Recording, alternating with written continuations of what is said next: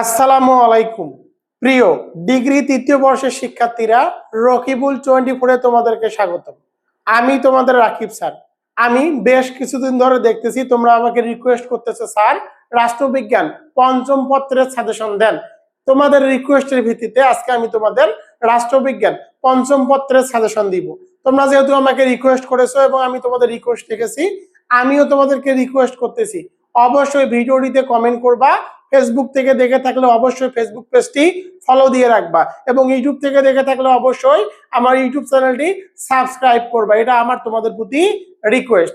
আজকে আমি মূলত তোমাদেরকে রাষ্ট্রবিজ্ঞান পঞ্চম পত্র যে পরীক্ষাটি অনুষ্ঠিত হবে 23 জুলাই 2026, 23 জুলাই 2026 তার শর্টকাট সাজেশন দিয়ে দিব। তোমরা জানো রকিবুল 24 পাবলিকেশনের সাজেশন কিন্তু 100% কমন পড়ে। ডিগ্রি তৃতীয় বর্ষের শর্টকাট সাজেশন পরীক্ষা 24 অনুষ্ঠিত হবে 23 জুলাই 2026 রাকিব স্যারের 8 বছরের অভিজ্ঞতার আলোকে। তোমরা জানো আমি ইতিমধ্যে ইতিহাস এবং ইসলামের ইতিহাসের শর্টকাট সাজেশন দিয়েছিলাম। বাংলাদেশের মধ্যে একদম শর্টকাট সাজেশন মাত্র 15টি করে প্রশ্ন দিয়েছিলাম। সেই 15টি প্রশ্নের মধ্যে থেকে 5টি করে প্রশ্ন হুবহু কমন এসেছে। এমনকি প্রশ্নের মধ্যে লিখে দিয়েছিলাম আসবে, সেই প্রশ্নগুলো কিন্তু হুবহু কমন এসেছে। তাহলে তো বুঝতেই পারতেছো রকিবুল 24 পাবলিকেশন মানেই 100% কমন সাজেশন। স্ক্রিনের মধ্যে তোমরা দেখতে পাচ্ছ তোমাদের সফলতার সঙ্গী রকিবুল 24 পাবলিকেশন, লেখক ও প্রকাশক রকিবুল ইসলাম, রকিবুল 24 পাবলিকেশন। দেখো আমাদের প্রকাশিত বৈষম্য স্ক্রিনের মধ্যে দেখতে পাচ্ছ honours second year compulsory English, degree third year compulsory English, third year গবেষণা পদ্ধতি পরিসংখ্যান, রাষ্ট্রবিজ্ঞান বিভাগ অনার্স প্রথম বর্ষ থেকে একদম চতুর্থ বর্ষের সকল বিষয়ের উত্তর সহকারে সাজেশন। তোমাদের ডিগ্রি ফার্স্ট ইয়ার থেকে তৃতীয় বর্ষের সকল বিষয়ের উত্তর সহকারে সাজেশন। তোমরা যদি পিডিএফ ফাইল আজ যে তোমাদের ডিগ্রি তৃতীয় বর্ষের সাজেশন গুলো চলতেছে, অর্থাৎ যে পরীক্ষাগুলো চলতেছে তার শর্টকাট সাজেশন শুধুমাত্র শর্টকাট সাজেশন আমি বর্তমান তৈরি করেছি ডিগ্রি তৃতীয় বর্ষের জন্য। অর্থাৎ তোমরা যদি বাকি সাবজেক্টগুলো শর্টকাট সাজেশন পিডিএফ ক্রয় করতে চাও তাহলে দ্রুত এই নম্বরে হোয়াটসঅ্যাপ অথবা ইমোতে এসএমএস করো 01744559475। এই নম্বরে এসএমএস করে তোমরা শর্টকাট সাজেশনের পিডিএফ গুলো ক্রয় করতে পারো। একদম কম মূল্যে কিন্তু আমি পিডিএফ গুলো বিক্রি করে থাকি। এবার মূল আলোচনায় চলে যাব। দেখো রাষ্ট্রবিজ্ঞান পঞ্চম পত্রের সাজেশন। প্রথমে আমি তোমাদেরকে খ বিভাগের সাজেশন দিব। তো 1 নম্বরটি দেখো, রাজনীতিতে স্থানীয় জনগণের অংশগ্রহণ কিভাবে ঘটে, লিখে দিয়েছি আসবে। 2 নম্বরটি দেখো, মাঠ প্রশাসন বলতে কি বুঝো বা কি বোঝায়, লিখে দিয়েছি আসবে। 3 নম্বরটি দেখো, অআনুষ্ঠানিক ও আনুষ্ঠানিক আর একটা হবে অআনুষ্ঠানিক নেতৃত্ব কাকে বলে, লিখে দিয়েছি আসবে। 4 নম্বরটি দেখো, স্থানীয় সরকার ও স্থানীয় স্বায়ত্তশাসিত সরকারের মধ্যে পার্থক্য কি, আলোচনা করো, লিখে দিয়েছি আসবে। 5 নম্বরটি দেখো, স্থানীয় পর্যায়ে পরিকল্পনা কি বা স্থানীয় পরিকল্পনা কি, লিখে দিয়েছি আসবে। 6 নম্বরটি দেখো, ইউনিয়ন পরিষদের গঠন প্রণালী বর্ণনা করো অথবা ইউনিয়ন পরিষদের যে গঠন আছে সেই গঠনটি লিখো, লিখে দিয়েছি আসবে। এবার দেখো তোমাদের জন্য 7 নম্বর প্রশ্ন। 7 নম্বর প্রশ্নটি দেখো, প্রশাসনিক বিকেন্দ্রীয়করণ বলতে কি বুঝো। প্রশাসনিক বিকেন্দ্রীয়করণ আর যদি শুধু আসে যে বিকেন্দ্রীয়করণ কি, দুটির উত্তরই সেম। এটি যদি আসে যে বিকেন্দ্রীয়করণ কি অথবা প্রশাসনিক বিকেন্দ্রীয়করণ কি, দুটোর উত্তর কিন্তু একই। 8 নম্বরটি দেখো, পার্বত্য আঞ্চলিক পরিষদের 4টি কাজ উল্লেখ করো। 9 নম্বর প্রশ্নটি দেখো, সামাজিক পরিবর্তন বলতে কি বোঝায়। 10 নম্বরে গ্রামীণ কোন্দল বলতে কি বুঝো। 11 নম্বরে ক্ষুদ্র ঋণ বলতে কি বোঝায়, ক্ষুদ্র ঋণের সংজ্ঞা দাও। 12 নম্বরটি দেখো, 12 নম্বরটি হলো পল্লী উন্নয়ন কি। প্যাট্রন ক্লায়েন্ট সম্পর্কে কি জানো বা পোষক ও পোষ্য সম্পর্কে লিখো। 14 নম্বরটি দেখো, মৌলিক গণতন্ত্র বলতে কি বোঝায়। 15 নম্বর প্রশ্নটি দেখো, স্থানীয় স্বায়ত্তশাসন কাকে বলে, স্থানীয় স্বায়ত্তশাসনের গুরুত্ব লিখো। তো তোমাদের জন্য দেখো সুপার শর্টকাট সাজেশন। কি সাজেশন, 1 2 3 4 5 6 থেকে 3টি প্রশ্ন আসবে। আমি আবার বলি, তোমাদের জন্য সুপার শর্টকাট সাজেশন স্ক্রিনের মধ্যে দেখতে পাচ্ছ 1 2 1 2 3 4 5 6 এই 6টি প্রশ্নের মধ্যে থেকে ইনশাআল্লাহ তোমরা 3টি প্রশ্ন হুবহু কমন পাবা। তোমাদের সকলের প্রতি রিকোয়েস্ট থাকবে, অবশ্যই তোমরা এখানে যে 15টি প্রশ্ন দিয়েছি এই 15টি প্রশ্ন পড়ে যাবা। অনেককে দেখি অনলাইনে সাজেশন দেয়, অনেককে দেখি কি করে অনলাইনে সাজেশন দেয়, যে সাজেশন গুলো তারা 24টি প্রশ্ন 25টি প্রশ্ন অনেক সময় 30টি প্রশ্ন দেয়, আবার বলে আমাদের সাজেশন শর্টকাট। এটা কিন্তু শর্টকাট সাজেশন না। দেখো রকিবুল 24 পাবলিকেশনস মাত্র 15টি করে প্রশ্ন দেয় এবং কিছু প্রশ্নের কাছে উল্লেখ করে দিয়ে দিয়েছি যে আসবে। আমি কিন্তু একদম শর্টকাট সাজেশন দেই। তোমরা জানো তোমাদের যে পরীক্ষাগুলো অনুষ্ঠিত হয়েছে, 2টি পরীক্ষা, সেই পরীক্ষায় কিন্তু 100% কমন এসেছে। প্রিয় শিক্ষার্থীরা দেখো, তোমাদের জন্য এখানে এক্সট্রা আরো 6টি কোশ্চেন দিয়েছি, এক্সট্রা 6টি প্রশ্ন দেওয়া আছে। তোমাদের যদি সময় হয় তাহলে এই এক্সট্রা 6টি প্রশ্ন এক নজর দেখে যাবা। এই 6টি প্রশ্ন এক নজর কি করে যাবা, দেখে যাবা যদি তোমাদের সময় থাকে। সময় থাকলে এই 6টি প্রশ্ন এক নজর দেখে যাবা। এবার চলে যাব গ বিভাগে। 1 নম্বরটি দেখো, স্থানীয় সরকারের মূলনীতি সমূহ আলোচনা করো, লিখে দিয়েছি আসবে। 2 নম্বরটি দেখো, স্থানীয় সরকার ও মাঠ প্রশাসনের মধ্যকার দ্বন্দ্বের কারণ সমূহ আলোচনা করো, লিখে দিয়েছি আসবে। 3 নম্বরটি দেখো, দুঃখিত প্রিয় শিক্ষার্থীরা, 3 নম্বরটি দেখো, 3 নম্বরটি হলো উপজেলা পরিষদের গঠন, ক্ষমতা ও কার্যাবলী আলোচনা করো, অথবা আসতে পারে উপজেলা পরিষদের ক্ষমতা ও কার্যাবলী লিখো। গঠনটিও নাও আসতে পারে, তবে তোমরা পড়ে রাখবা। 4 নম্বরটি দেখো, বাংলাদেশের স্থানীয় সরকার ব্যবস্থায় নারীর অংশগ্রহণের সমস্যা সমূহ তুলে ধরো। 5 নম্বরটি দেখো, বাংলাদেশে গ্রামীণ উন্নয়নে এনজিওদের ভূমিকা আলোচনা করো, লিখে দিয়েছি আসবে। এবার চলে যাব 6 নম্বরে। 6 নম্বরটি দেখো, 6 নম্বরে কি বলা আছে, বাংলাদেশের জাতীয় রাজনীতিতে স্থানীয় রাজনীতির প্রভাব আলোচনা করো। 7 নম্বরে বাংলাদেশের স্থানীয় সরকারের প্রধান সমস্যাগুলো চিহ্নিত করো এবং সমাধানের পরামর্শ দাও। পরের প্রশ্নটি দেখো, অথবা দিয়ে দেখো, আমি আরো দিয়েছি বাংলাদেশের স্থানীয় সরকারের পরিকল্পনা প্রণয়নের সমস্যাগুলো আলোচনা করো। উত্তর কিন্তু সেম, বা স্থানীয় সরকারকে সফল করার লক্ষ্যে বাংলাদেশ সরকার কর্তৃক গৃহীত পরিকল্পনাগুলো আলোচনা করো। এই সকল প্রশ্নের উত্তর সেম, লিখে দিয়েছি আসবে। 8 নম্বরটি দেখো, গণতন্ত্র প্রতিষ্ঠায় স্থানীয় স্বায়ত্তশাসিত সরকারের অথবা স্থানীয় সরকারের ভূমিকা আলোচনা করো বা মূল্যায়ন করো। 9 নম্বরটি দেখো, 9 নম্বরে বাংলাদেশের স্থানীয় সংস্থান সমূহ বা সংস্থা যেগুলো আছে সেই সংস্থাগুলোর আয়ের উৎস বর্ণনা করো। 10 নম্বর প্রশ্নটি দেখো, 10 নম্বরে বাংলাদেশের গ্রামীণ ক্ষমতা কাঠামো উদাহরণ সহ কি করো, আলোচনা করো।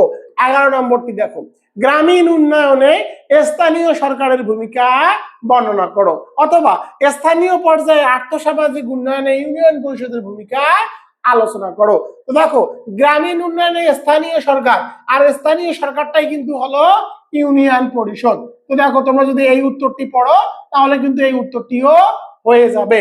এই কারণে 2টি প্রশ্নের উত্তর আমি একসাথে 2টি প্রশ্নকে লিখে দিয়েছি। 12 নম্বরে দেখো, বাংলাদেশের স্থানীয় সরকারের সিদ্ধান্ত গ্রহণ প্রক্রিয়া বর্ণনা করো।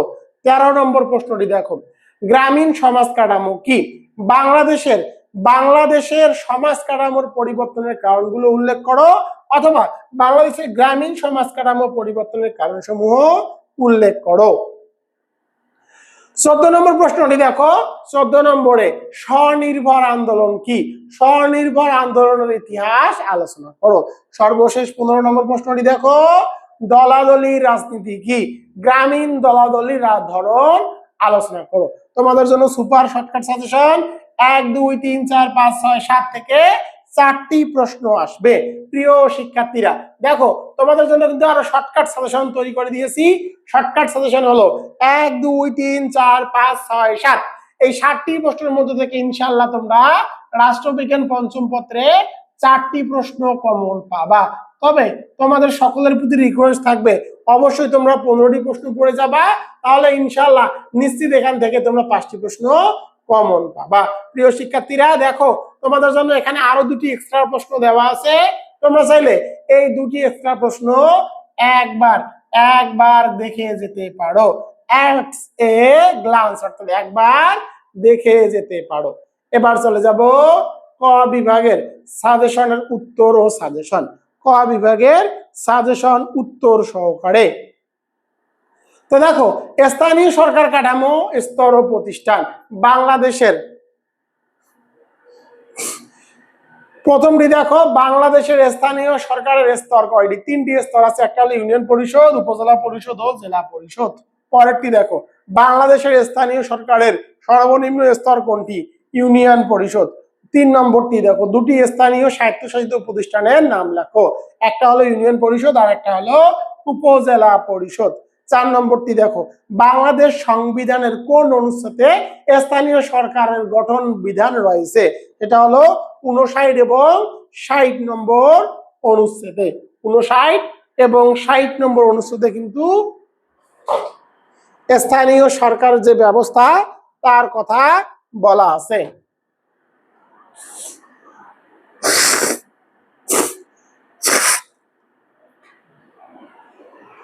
পরের প্রশ্নে চলে যাব, ইউনিয়ন পরিষদে কতটি ওয়ার্ড নিয়ে গঠিত? ইউনিয়ন পরিষদ কতটি ওয়ার্ড নিয়ে গঠিত?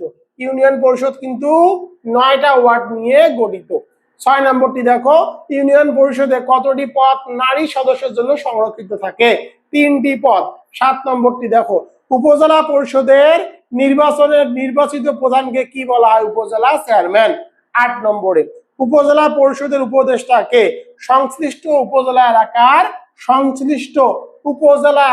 সংসদ সদস্য।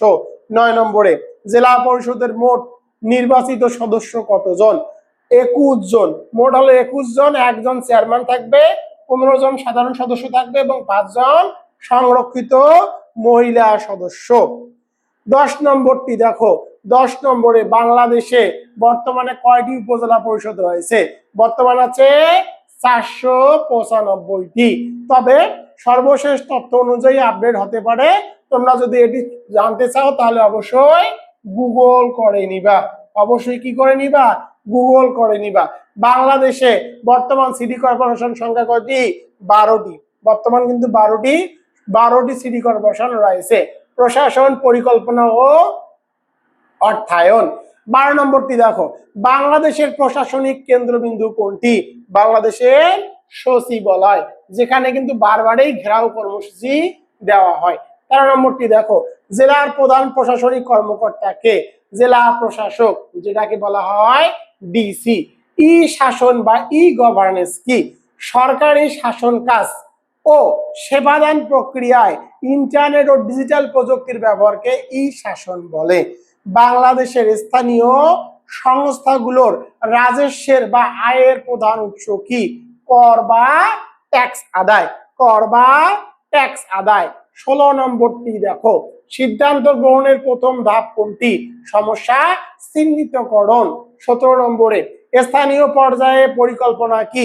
স্থানীয় মানুষের চাহিদা এবং সম্পদের উপর ভিত্তি করে স্থানীয় জনগণের সরাসরি অংশগ্রহণের মাধ্যমে যে উন্নয়ন পরিকল্পনা তৈরি করা হয় তাকে স্থানীয় পরিকল্পনা বলে।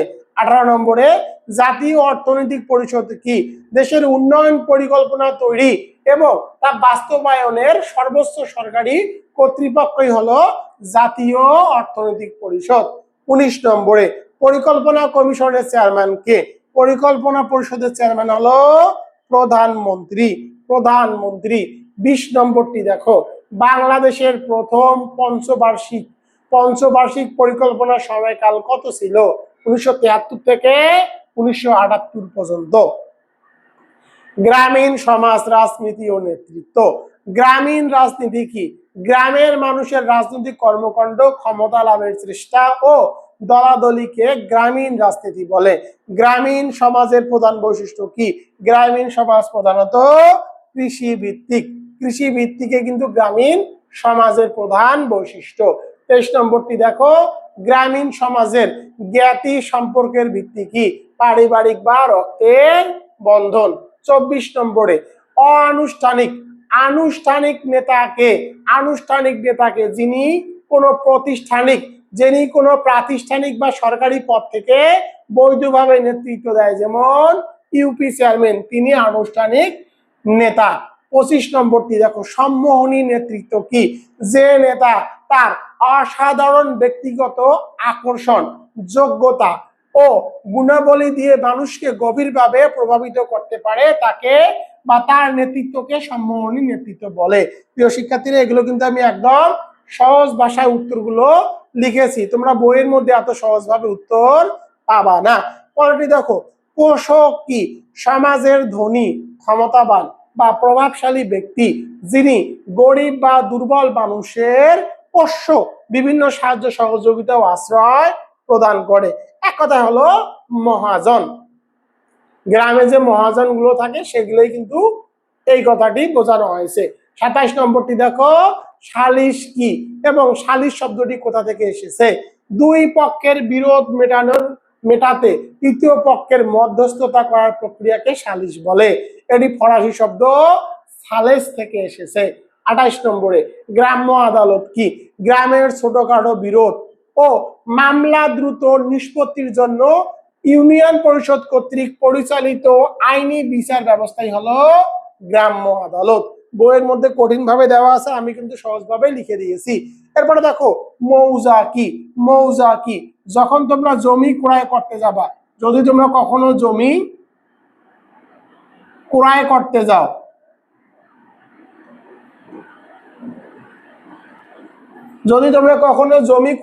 যাও, তাহলে কিন্তু মৌজা সম্পর্কে তোমাদের ধারণা থাকতে হবে। এক এক মৌজা এক এক রকম থাকে। যেমন দেখো, আমি একটা মৌজার নাম লিখে দেই, যেমন হলো কোয়া মৌজা। এখন দেখো, মৌজা কি? জমি জরিপ ও রাজস্ব আদায়ের জন্য নির্দিষ্ট সীমানাযুক্ত এলাকাগুলোকে মৌজা বলে। 30 নম্বরটি দেখো, লিটল রিপাবলিক, ক্ষুদ্র প্রজাতন্ত্র কাকে বলা হতো? প্রাচীন ভারতবর্ষের গ্রামগুলোকে কিন্তু বলা হতো। ইতিহাস, আইন ও পদ্ধতি দেখো 31 নম্বরে, স্থানীয় সরকারের অধ্যয়নের দুটি পদ্ধতির নাম, একটা হলো ঐতিহাসিক পদ্ধতি আর একটা হলো দার্শনিক পদ্ধতি। 32 নম্বর, চিরস্থায়ী বন্দোবস্ত কে প্রবর্তন করেন? এর বিকল্প নাম কি? 1793 সালে লর্ড কর্নওয়ালিস এটি প্রবর্তন করেন। এর বিকল্প নাম হলো জমিদারি ব্যবস্থা। 33 নম্বরটি দেখো, মৌলিক গণতন্ত্রের প্রবর্তন কে করেন? মৌলিক গণতন্ত্রের প্রবর্তন করেন কিন্তু আইয়ুব খান। এটি 27 অক্টোবর 1969 সালে জারি করা হয়। 34 নম্বরটি দেখো, ব্রিটিশ ভারতে 1877 সালের চৌকিদারি পঞ্চায়েত আইন কে প্রবর্তন করেন? Lord Mayo. এবার দেখো, প্রবক্তা, গ্রন্থ ও পূর্ণরূপ। 35 নম্বরটি দেখো, দ্য মাইন্ড অ্যান্ড সোসাইটি গ্রন্থটির লেখক কে? ভিলফ্রেডো প্যারেটো। পরেরটি দেখো, অ্যানসিডেন্ট সোসাইটি গ্রন্থটির রচয়িতা কে? Luis Henry Morgan. 37 নম্বরটি দেখো, কমিউনিটি পাওয়ার স্ট্রাকচার গ্রন্থটির রচয়িতা কে? Floyd Hunter. 38 number, a grammar of politics বইটির কার লেখা? Holland J Laski. 39 নম্বরটি দেখো, গ্রামীণ ব্যাংকের প্রতিষ্ঠাতা কে? ডক্টর মোহাম্মদ ইউনুস, যিনি সাবেক বাংলাদেশের প্রধান উপদেষ্টা ছিলেন। 40 নম্বরটি দেখো, বাংলাদেশে পল্লী উন্নয়নের জড়িত দুটি এনজিওর নাম কি? ব্র্যাক, আশা। এরাই বাংলাদেশে সুদের প্রবর্তন করেন। সুদখোর, এরাই কিন্তু সুদখোর বলা যাবে না, এরাই হলো সুদের ব্যবসা করে। ব্র্যাক এবং আশা গরিব মানুষদেরকে এরাই মূলত শোষণ করে। 41 নম্বরটি দেখো, ফাদার অফ গ্রিন রেভলিউশন সবুজ বিপ্লবের জনক কাকে বলা হতো? Norman Borlaug. দেখো, নরম্যান কিন্তু ফাদার অফ গ্রিন রেভলিউশন বলা হতো। নরম্যান বোরলগকে নরম্যান বোরলগকেই কিন্তু বলা হতো ফাদার অফ গ্রিন রেভলিউশন। 42 নম্বরটি দেখো, ব্র্যাক BARD এর পূর্ণরূপ কি? Bangladesh academy for rural development. Bangladesh academy for rural development. 43 নম্বরটি দেখো, BRDC এর পূর্ণরূপ কি? Bangladesh rural development board. এরপরে দেখো, ECNEC এর পূর্ণরূপ কি? Exclusive committee of the national economic council. পরেরটি দেখো, NICAR এর পূর্ণরূপ কি? National implementation committee for administration reorganisation, NGO, non governmental organisation. MDG, millennium development goals. প্রিয় শিক্ষার্থীরা দেখো, আমি তোমাদেরকে মোট 47টি ক বিভাগের প্রশ্ন দিয়েছি। ইনশাল্লাহ এখান থেকেই তোমরা 8 থেকে 10টি প্রশ্ন কমন পাবা। দেখো, আমি উত্তরগুলো কিন্তু একদম সহজ ভাষায় তৈরি করেছি। তোমরা যারা BA এবং BSS এর শিক্ষার্থীরা রয়েছে, তোমরা জানো আমি কিন্তু ইতিহাস এবং ইসলামের ইতিহাস, এই যে ইতিহাস ও ইসলামের ইতিহাসের সাজেশন দিয়েছিলাম 15টি করে, সেখান থেকে কিন্তু 100% কমন এসেছে।